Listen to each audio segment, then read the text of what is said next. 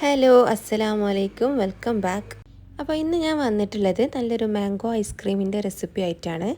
Mango സീസണൊക്കെ കഴിഞ്ഞു തുടങ്ങി. ഇത് കുറച്ച് നേരത്തെ അപ്ലോഡ് ചെയ്യാൻ വിചാരിച്ച വീഡിയോ ആയിരുന്നു കേട്ടോ, പക്ഷേ ഇപ്പോഴാണ് സാധിച്ചത്. എന്തായാലും കുറച്ച് മാങ്ങയൊക്കെ എല്ലായിടത്തും ബാക്കിയുണ്ടാവും. അത് വെച്ചിട്ട് നമുക്ക് പെട്ടെന്നൊരു ഐസ്ക്രീം എങ്ങനെ തയ്യാറാക്കുന്നത് നോക്കിയാലോ. അധികമൊന്നും വേണ്ട, നല്ല പഴുത്ത 2 മാങ്ങയാണ് ഇതിന് വേണ്ടത്. നല്ല മധുരമുള്ള മാങ്ങ നോക്കിയിട്ട് 2 മീഡിയം സൈസ് മാങ്ങ ചെറിയ പീസസ് ആക്കിയിട്ടൊന്ന് കട്ട് ചെയ്തെടുക്കണം. ഞാനിവിടെ എടുത്തിട്ടുള്ളത് നല്ല വലിയൊരു മാങ്ങയാണ് കേട്ടോ. അത് ചെറിയ പീസാക്കി കട്ട് ചെയ്ത് വെച്ചിട്ടുണ്ട്.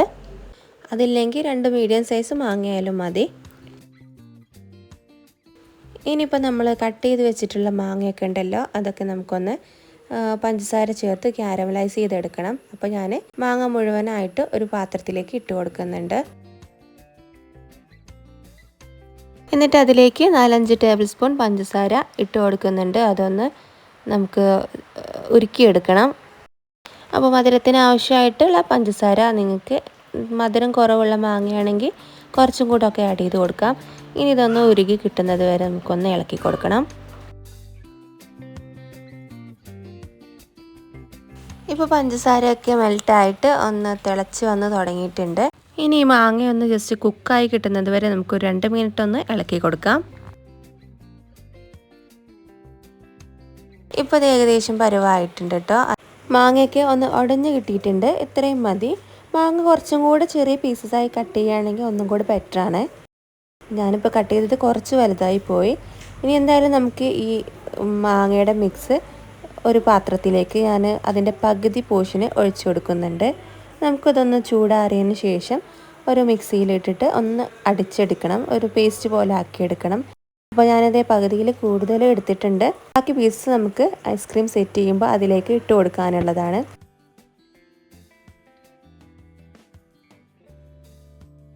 അപ്പോൾ നമ്മുടെ മാങ്ങയൊക്കെ ചൂടാറി കിട്ടിയിട്ടുണ്ട്. ഇത് മിക്സിയുടെ ജാറിലേക്ക് ഇട്ടൊന്ന് ബ്ലെൻഡ് ചെയ്തെടുക്കണം. അത് മുഴുവനായും തന്നെ ഇട്ട് കൊടുക്കുക. എന്നിട്ട് നന്നായിട്ട് നല്ല പേസ്റ്റ് രൂപത്തിൽ ഒന്ന് അടിച്ചെടുത്തിട്ട് വരാം. ഇനി നമുക്ക് വിപ്പിംഗ് ക്രീം തയ്യാറാക്കണം. അപ്പോൾ ഞാനിവിടെ 1/2 കപ്പ് വിപ്പിംഗ് ക്രീം എടുത്തിട്ട് ചെറുതായിട്ടൊന്ന് ബീറ്റ് ചെയ്ത് വെച്ചിട്ടുണ്ട്. അധികം സ്റ്റിഫ് പീക്ക് നമ്മൾ കേക്കിന് ഉണ്ടാക്കുന്ന ടെക്സ്ചറിലൊന്നും വേണ്ട, ഒന്ന് സോഫ്റ്റായി കിട്ടിയാൽ മതി. അപ്പോൾ ഞാനിത് ചെറുതായിട്ടൊന്ന് ബീറ്റ് ചെയ്തെടുത്തിട്ടുണ്ട്. ഇത്രയും മതി. ഇനി നമുക്ക് ഇതിലേക്ക് നമ്മൾ അടിച്ചു വെച്ചിട്ടുള്ള മാങ്ങയുടെ പൾപ്പ് ഉണ്ടല്ലോ, അത് ഇതിലേക്ക് സമയത്ത് ചേർത്ത് കൊടുക്കണം. അപ്പോൾ അതും കൂടെ ഇട്ട് ഒന്നും കൂടെ നന്നായിട്ടൊന്ന് മിക്സ് ചെയ്തെടുക്കാം.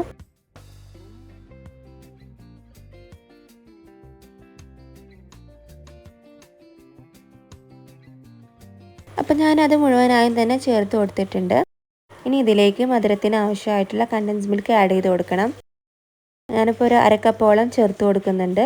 പിന്നെ നിങ്ങളുടെ മധുരത്തിന് അനുസരിച്ചിട്ട് നിങ്ങൾ ചേർത്ത് കൊടുക്കുക. ഓരോരുത്തരും മാങ്ങയുടെ മധുരത്തിനനുസരിച്ച് ആവശ്യമാണെങ്കിൽ പിന്നെയും ചേർത്ത് കൊടുക്കാം. ഇനി ഞാൻ ബീറ്റർ വെച്ചിട്ട് ഇതൊക്കെ കൂടി ഒക്കെ ഒന്ന് ചെറുതായി ഒന്ന് മിക്സാക്കി എടുക്കുന്നുണ്ട്.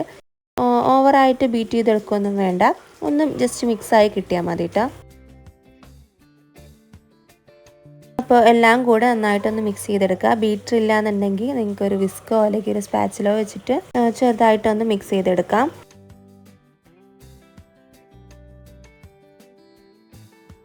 ഇനി ഇതേ ഞാൻ ഇതിലേക്ക് നമ്മൾ തയ്യാറാക്കി വെച്ചിട്ടുള്ള മാങ്ങയുടെ ബാക്കിയുള്ള കട്ട് പീസസ് ഉണ്ടല്ലോ, പഞ്ചസാരയൊക്കെ ചേർത്ത് ഉരുക്കി വെച്ചത്, അത് ഈ മിക്സിലേക്ക് ചേർത്ത് കൊടുക്കുന്നുണ്ട്. മധുരം കുറച്ച് കുറവായതുകൊണ്ട് ഞാൻ കുറച്ച് കണ്ടൻസ് മിൽക്ക് കൂടെ ചേർത്ത് കൊടുത്തിട്ടുണ്ട്. എന്നിട്ട് ഒരു വിസ്ക് വെച്ചിട്ട് നന്നായിട്ട് എല്ലാ ഭാഗത്തേക്കും ആ കട്ട് പീസസ് ഒക്കെ എത്തുന്ന രീതിയിലൊന്ന് മിക്സ് ചെയ്തെടുക്കണം.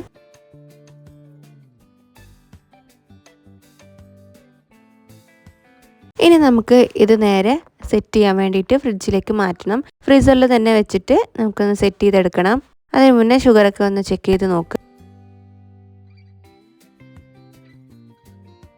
അപ്പോൾ ഐസ്ക്രീമിൻ്റെ മിക്സ് ഇവിടെ റെഡി ആയിട്ടുണ്ട്. ഇനി നമുക്ക് അത് സെറ്റ് ചെയ്യാൻ ഉദ്ദേശിക്കുന്ന പാത്രത്തിലേക്ക് മാറ്റി കൊടുക്കാം. എന്നിട്ട് ഇത് നമുക്ക് കുറച്ച് സമയം ഫ്രീസറിൽ വെച്ച് നന്നായി ഫ്രീസ് ചെയ്തെടുക്കണം. ഓവർനൈറ്റ് വെച്ചിട്ട് എടുക്കുന്നതാണ് ഏറ്റവും ബെറ്റർ. സമയമില്ലെങ്കിൽ എന്തായാലും ചുരുങ്ങിയത് ഒരു 5-6 മണിക്കൂറെങ്കിലും ഫ്രീസ് ചെയ്യാൻ വേണ്ടി വെക്കണം. ഒന്ന് ടാപ്പ് ചെയ്ത് കൊടുത്ത് അതിലെ എയർ ബബിൾസ് ഒക്കെ ഒന്ന് കളഞ്ഞതിന് ശേഷം അതിൻ്റെ സർഫസ് ഒക്കെ ഒന്ന് ലേബിൾ ചെയ്ത് കൊടുക്കാം. എന്നിട്ട് ഇത് നേരെ നമുക്ക് ഫ്രീസറിലേക്ക് മാറ്റാം. അപ്പോൾ അത് ഐസ്ക്രീമൊക്കെ നന്നായി സെറ്റ് ചെയ്ത് വെച്ചിട്ടുണ്ട്. ഇനിയിപ്പോൾ നേരെ ഫ്രീസ് ചെയ്തെടുക്കാൻ പോവുകയാണ്. അപ്പോൾ അത് ഫ്രീസ് ആയതിനു ശേഷം കാണാം.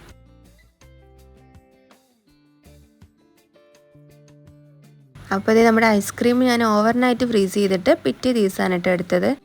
നന്നായിട്ട് ഫ്രീസായി വന്നിട്ടുണ്ട്. ഇതിൻ്റെ ടെക്സ്ചറൊക്കെ കാണാൻ നല്ല അടിപൊളിയായിട്ടുണ്ട്. ഇനി ഞാനിതൊന്ന് സ്കൂപ്പ് ചെയ്തിട്ട് ഒരു പാത്രത്തിലേക്ക് മാറ്റി കൊടുക്കുകയാണ്.